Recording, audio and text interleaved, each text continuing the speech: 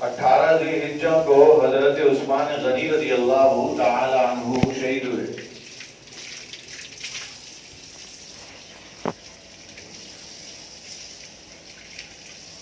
اور ذی الحجہ کے اخیر میں حضرت عمر فاروق رضی اللہ تعالی عنہ کو فجر کی نماز کے دوران خنجر مارے گئے اور پہلی محرم کو آپ کا یوم شہادت ہے.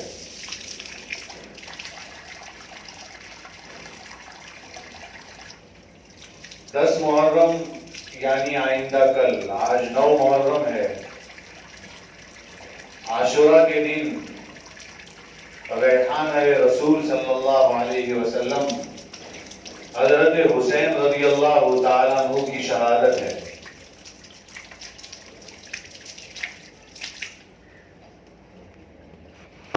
اسلامی تاریخ یعنی محرم سے لے کر ذی الحجہ تک ایک مومن کو یاد رکھنا چاہیے.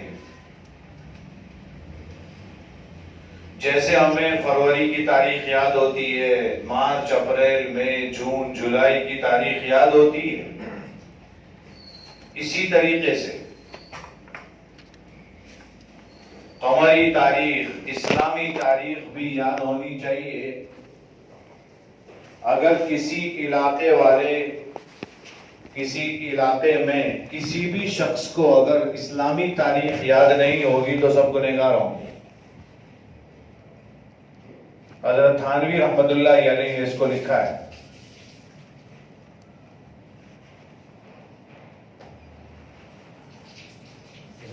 محرم الحرام کا مہینہ بہت محترم ہے اور نبی کریم صلی اللہ علیہ وسلم کی وہ روایت جو ترمذی شریف میں ہے، افضل الصیام بعد رمضان شہر اللہ المحرم، رمضان کے بعد سب سے افضل روزے یہ محرم کے روزے ہیں اور اس کو اللہ کا مہینہ کہا گیا.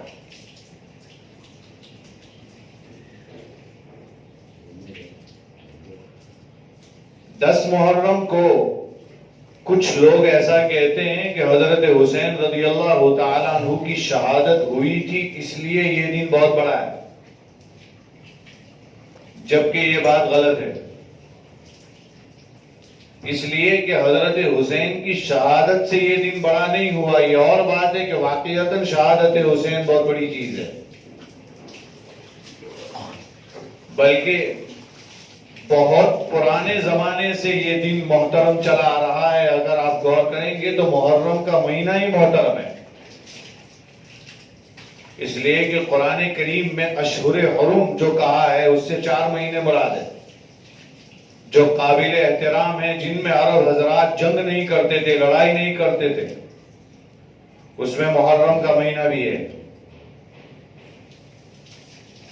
حضرت ابراہیم علیہ السلام کے زمانے میں بھی اس مہینے کی اور اس دن کی حرمت تھی، احترام تھا.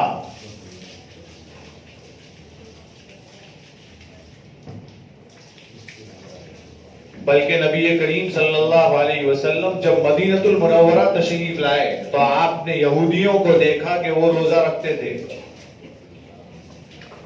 تو آپ صلی اللہ علیہ وسلم نے پوچھا آپ لوگ روزہ کیوں رکھتے ہیں اس دن 10 محرم کو؟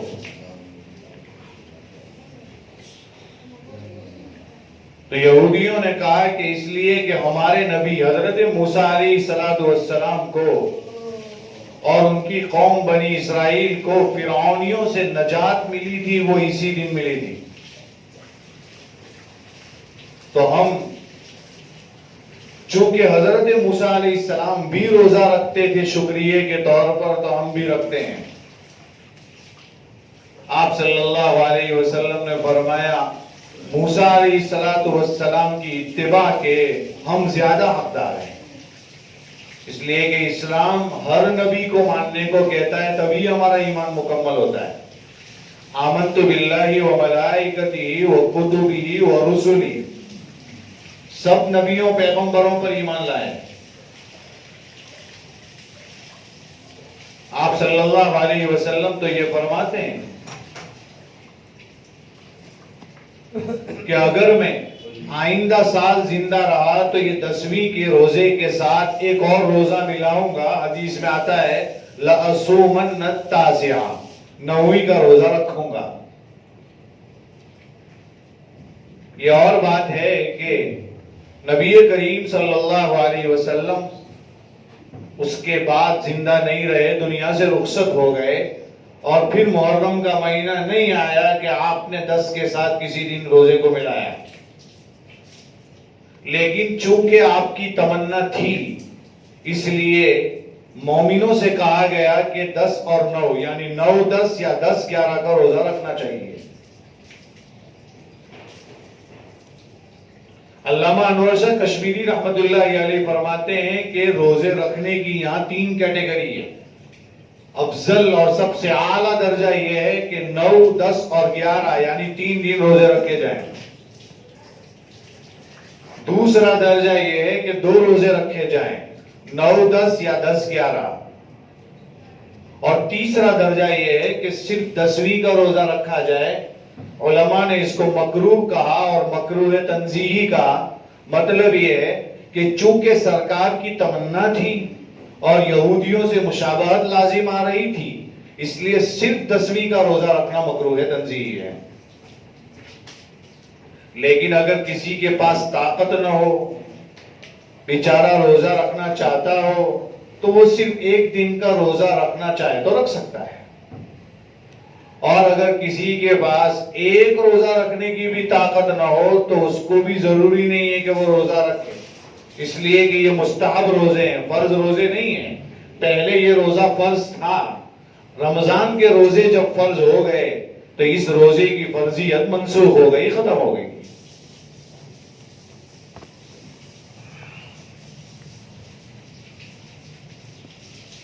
اس سلسلے میں ایک بات اور یہ ہے کہ لوگ یہ کہتے ہیں کہ یہ 10ویں محرم کا دن غم منانے کا دن ہے، سوگ منانے کا دن ہے. شیخ عبد القادر جیلانی رحمت اللہ علیہ غنیت الطالبین میں نقل کرتے ہیں، فرماتے ہیں کہ اگر یہ غم منانے کا دن ہوتا حسین کی شہادت، تو پھر یاد رکھیے دنیا میں سب سے بڑا حادثہ تو سرکار کی وفات کا ہوا ہے. اور آپ صلی اللہ علیہ وسلم دنیا سے پیر کے دن رخصت ہوئے ہیں. جب آپ پیر کے دن رخصت ہوئے تو ہر پیر کو غم منانا چاہیے. جب پیر کو غم نہیں مناتے تو حسین کی شہادت پر بھی غم نہیں منایا جائے گا. اور شہادت یہ شیعوں کے یہاں غم کی چیز ہے، ہمارے یہاں غم کی چیز نہیں ہے. شہادت تو ایک مومن کی تمنا ہے. شہادت کیا ہے؟ ورثہ ہے محمد کے گھرانے کا، ایک عنوان ہے حق و باطل کے پھنسانے کا. شہادت ورثہ ہے محمد کے گھرانے کا اور ایک عنوان ہے حق و باطل کے پھنسانے کا. شہید عشق ہی واقف ہے، شہید عشق ہی واقف ہے اسرار محبت سے. جو عشق، جو شہادت جس کی ہوتی ہے وہ خود واقف ہوتا ہے کہ واقعتاً محبت کے راز کیا ہوتے ہیں. شہید عشق ہی واقف ہے اسرار محبت سے، وگرنہ کس کو آتا ہے سر کٹانا سلیقے سے، وگرنہ کس کو آتا ہے سلیقے سے سر کٹانا. آپ سمجھ سکتے ہیں کہ شہادت کتنی بڑی چیز ہے. نبی کریم صلی اللہ علیہ وسلم نے اپنی زندگی میں شہادت کی تمنا کی ہے. حدیث میں آتا ہے لَوَدِدْتُ أَنْ أُقْتَلَ فِي سَبِيلِ اللَّهِ، میں چاہتا ہوں کہ اللہ کے راستے میں شہید کر دیا جاؤں، پھر زندہ کیا جاؤں، پھر شہید کر دیا جاؤں، پھر زندہ کیا جاؤں. یہ آپ 3 مرتبہ ارشاد فرما رہے ہیں. جب آپ اتنی بڑی تمنا کر رہے ہیں تو پھر ایک مومن کے لیے کیوں یہ تمنا نہیں ہو سکتی؟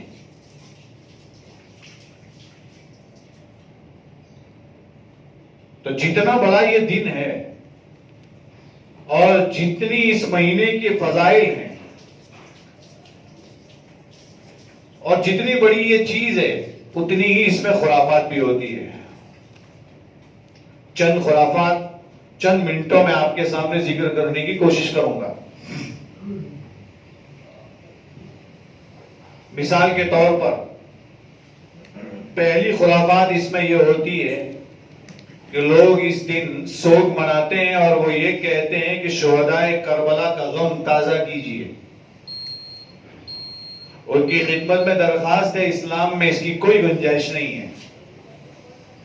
سوگ منانے کی اجازت جیسے ہی انتقال ہو جائے صرف 3 دن ہے، اور اس کے بعد پھر کہا اپنے کاموں میں لگ جاؤ. صدمہ سب کو ہوتا ہے، کس کو نہیں ہوتا؟ دل ہی تو ہے نا، کوئی سنگ و خشت تو نہیں، پتھر و مٹی تو نہیں، دل ہے. کسی کو بھی رونا آ سکتا ہے، صدمہ کسی کو بھی ہو سکتا ہے. لیکن سوگ منانے کی اجازت نہیں ہے. غم ہوگا، گھر والوں کو کا 3 دن، اس سے زیادہ کی اجازت نہیں. اور اگر کسی عورت کا شوہر چلا گیا ہے تو عدت کے لیے 4 مہینے 10 دن، اس سے زیادہ کی عورت کو بھی اجازت نہیں. تو جو لوگ ان دنوں میں غم مناتے ہیں، منہ پر تماچے مارتے ہیں، کپڑے پھاڑتے ہیں، ان کی خدمت میں درخواست ہے کہ کم سے کم حضرت علی رضی اللہ عنہ ہی کی سن لیتے. کہ حضرت علی رضی اللہ تعالیٰ عنہ جب نبی کریم صلی اللہ علیہ وسلم کو غسل دے کر فارغ ہوئے تو آپ نے آپ کی کفن مبارک سے چہرہ ہٹایا، پردہ ہٹایا، اور پھر آپ جملے ارشاد فرما رہے ہیں، تاریخ میں محفوظ ہے. آپ نے فرمایا طبت حیا وطبت میتا یا رسول اللہ.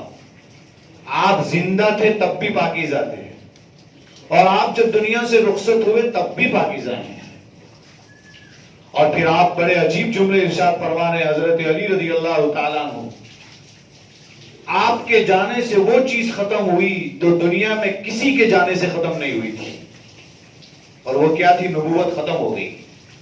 اب اس کے بعد کوئی نبی نہیں آئے گا، اور آپ کے جانے کی وجہ سے جبرائیل کا آنا بھی بند ہو گیا. اور فرمایا اللہ کے رسول، اگر آپ نے رونے کی اجازت دے دی ہوتی تو ہم اتنا روتے کہ ہماری دماغ کی رگیں خشک ہو جاتی اور ہم اپنی جانیں نچھاور کر دیتے. آپ نے صبر کرنے کو کہا ہے تو ہم صبر کر رہے ہیں. یہ صبر کا درجہ بتایا. یہ حضرت علی رضی اللہ عنہ کے جملے ہیں. جو لوگ غم مناتے ہیں انہیں حضرت علی کی یہ بات ضرور یاد کرنی چاہیے. اس کے ساتھ ساتھ اگر ان کی نہیں مانتے تو پھر جلاء العیون میں حضرت حسین رضی اللہ تعالیٰ عنہ کربلا میں جب آخری موڑ پر پہنچے تو اپنی بہن حضرت زینب کو جا کر جو بات کہہ رہے ہیں اور وصیت کر رہے ہیں کم سے کم ان کی مان لینی چاہیے. اور وہ کیا ہے؟ حضرت حسین رضی اللہ تعالیٰ عنہ شہید ہونے سے پہلے خیمے میں گئے اور چادر ہٹا کر حضرت زینب جو حضرت حسین کی حقیقی بہن ہے، وہ کربلا میں آئی تھی، ان سے کہہ رہے ہیں کہ بہن میرے جانے کے بعد، دنیا سے رخصت ہو جانے کے بعد کپڑے مت پھاڑنا، سر پر تماچے، منہ پر تماچے مت مارنا، اور صبر کرنا، ایسے ہی صبر کرنا جیسے ہماری امی جان نے میرے نانا کے جانے کے وقت صبر کیا تھا. یعنی حضرت فاطمہ نے آپ صلی اللہ علیہ وسلم کی دنیا سے رخصت ہونے کے وقت صبر کیا تھا. ایسا ہی صبر کرنا. دیکھیے کم سے کم ماننے والے اتنی بات ہی مان لیتے، کربلا میں موجود حضرت حسین رضی اللہ تعالیٰ عنہ کی وصیت جو حضرت زینب کو کر رہے ہیں انہی کی بات مان لیتے تو شاید اس راہ پر نہ پہنچتے. اس لیے کربلا میں زین العابدین بھی پہنچے تھے. اس لیے دنیا میں جتنے سید ہیں ان کا سلسلہ نسب زین العابدین کے واسطے سے ہی پہنچتا ہے، چونکہ باقی اہل بیت تو وہی شہید ہو گئے تھے، وہی دنیا سے رخصت ہو گئے تھے. زین العابدین بچ گئے تھے اور شدید بیمار بھی تھے. انہوں نے پورا واقعہ دیکھا ہے, سانحہ کربلا کو اچھے طریقے سے دیکھا ہے, اور کربلا کے اس واقعے کے بعد تقریباً 35 سے 40 سال زندہ رہے ہیں. جتنے سال وہ زندہ رہے 72 سرکار کے خاندان والے دنیا سے رخصت ہوئے ہیں.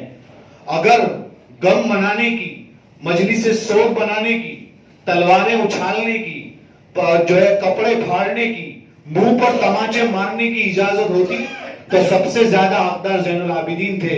جب انہوں نے اپنی 35 سالہ زندگی میں نہیں کیا تو دنیا میں کسی کو حق نہیں بنتا ہے, اس لیے کہ ان سے زیادہ غم تو دنیا میں کسی کو نہیں ہو سکتا ہے. اس موقع سے شیخ زکریا رحمت اللہ علیہ کی بات بھی برائے عبرت بیان کرتا چلو. شیخ زکریا رحمت اللہ علیہ مدینہ المنورہ میں تشریف فرما تھے, اور حضرت مولانا یوسف صاحب مطالعہ رحمت اللہ علیہ تشریف لائے, اور شیخ زکریا رحمت اللہ علیہ نے ان سے پوچھا.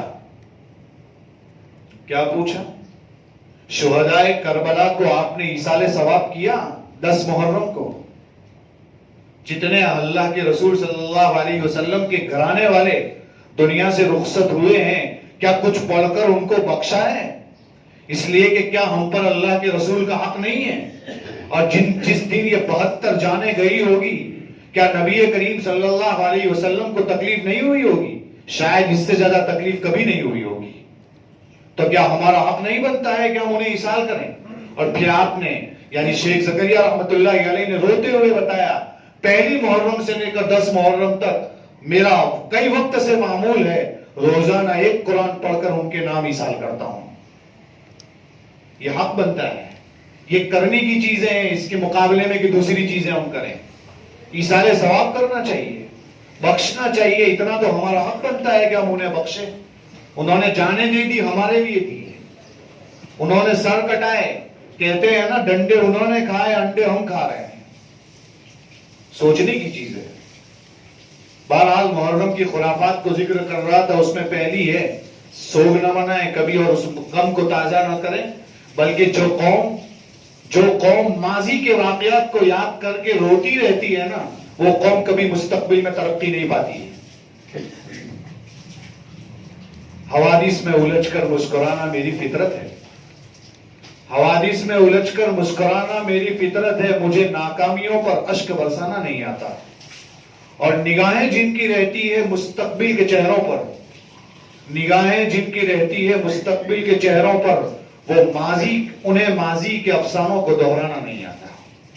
وہ ماضی کے واقعات یاد کرتے نہیں رہتے, وہ آگے دیکھتے رہتے ہیں. جب وہ یہ جانتے ہیں کہ یہ ہوتا رہے گا تو آگے بھی اپنی جان دینے کے لیے بھی تیار رہتے ہیں.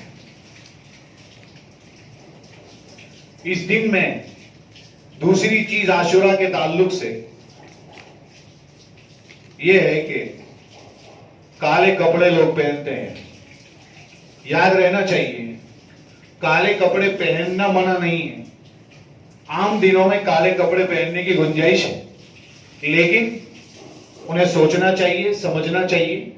ان دنوں میں چونکہ شیعہ کالے کپڑے پہنتے ہیں تو ہمیں کالے کپڑے پہننے سے احتراز کرنا چاہیے کہ کہیں ان کے ساتھ ہمارا شمار نہ ہو جائے. ورنہ عام دنوں میں کالے کپڑے پہن کر کوئی مسئلہ نہیں ہے, پہننے کی گنجائش ہے.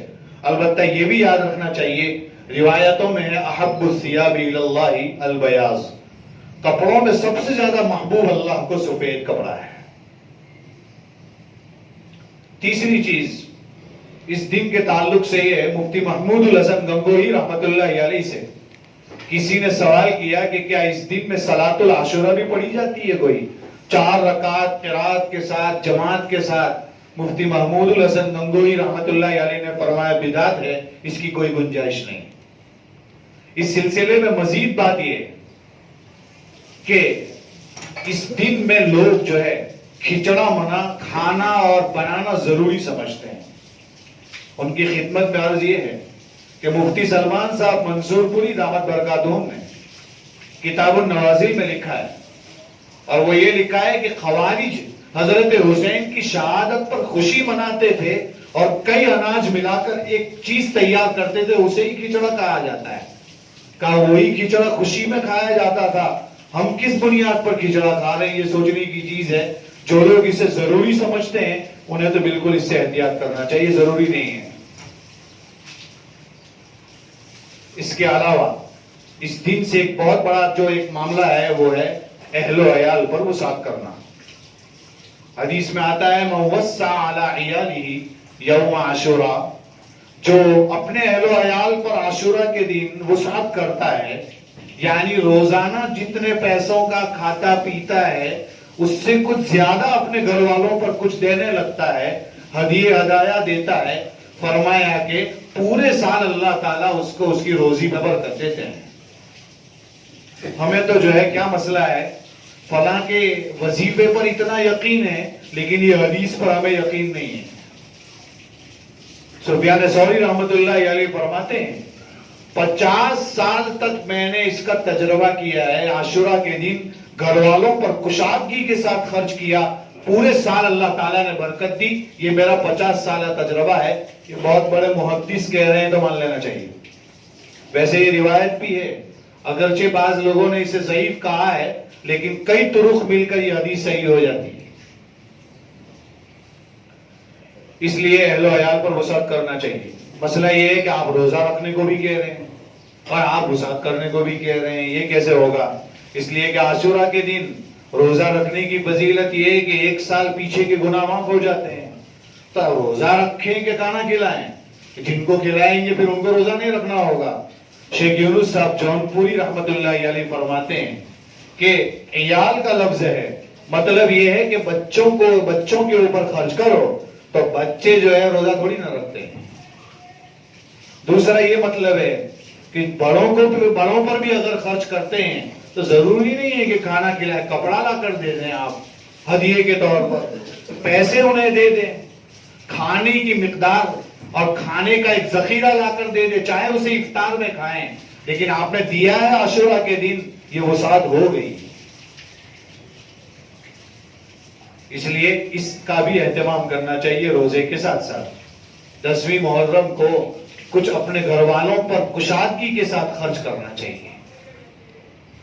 تیسری چیز توبہ اور استغفار بھی کرنا چاہیے, دعائیں بھی مانگنی چاہیے. اور ابھی ایصال ثواب کا تو بتایا ہی ہے, شہدائے کربلا کو پڑھ کر جتنا ہو سکے ان کو ثواب بخشنا چاہیے, جتنا ہو سکے. آخری 1-2 چیز کے اگر اپنی بات ختم کر دوں, وقت مجھے اجازت نہیں دیتا ہے.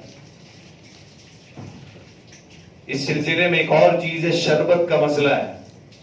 شربت پلانا لوگ ضروری سمجھتے ہیں, پینا بھی لوگ ضروری سمجھتے ہیں, اور بعض لوگ پینے کو بہت اچھی چیز سمجھتے ہیں. اور کئی لوگوں کا عقیدہ یہ ہے کہ حضرت حسین تو پیاسے پیاسے چلے گئے تھے, اگر ہم مردوں کے نام شربت بخشیں گے تو پھر حضرت حسین کو وہ شربت پہنچ جائے گا, چونکہ وہ پیاسے گئے تھے یہاں سے. ان کی خدمت میں یہ عرض ہے کہ حضرت حسین تو جنت میں گئے ہیں, ہمارا عقیدہ ہے رضی اللہ عنہ ورضوا عنہ, اور یہ تو اللہ کے رسول کے گھرانے کے لوگ ہیں, تو واقعتاً یقین سے کہہ سکتے ہیں کہ انشاءاللہ جنت میں ہی ہوں گے, اور جنت کی نعمتوں کے سامنے اس شربت کی کوئی حیثیت نہیں ہے. لہذا اس طرح کچھ کرنے کی ضرورت نہیں ہے. اور مردوں کے ایصال ثواب کے لیے کوئی دن فکس نہیں ہوتا, کوئی ٹائم نہیں, کوئی وقت نہیں, پورے سال میں کبھی بھی کسی بھی وقت بخش سکتے ہیں, اس کے لیے کوئی دن متعین کرنا ضروری نہیں. اور آخری بات یہ ہے کہ قیامت عاشورہ کے دن آئے گی. لوگ کہتے ہیں 10 محرم کو قیامت آنے والی ہے. محدثین کی تحقیق کے مطابق اس میں 2 روایتیں ہیں, عبداللہ ابن عباس رضی اللہ عنہما کی اور حضرت ابو ہریرہ رضی اللہ تعالیٰ عنہ کی. دونوں روایتوں پر کلام ہے, اور خلاصہ یہ ہے کہ یہ روایت حقیقی طور پر صحیح درجے تک نہیں پہنچی ہیں, لہذا اس کے اوپر اعتماد نہ کیا جائے.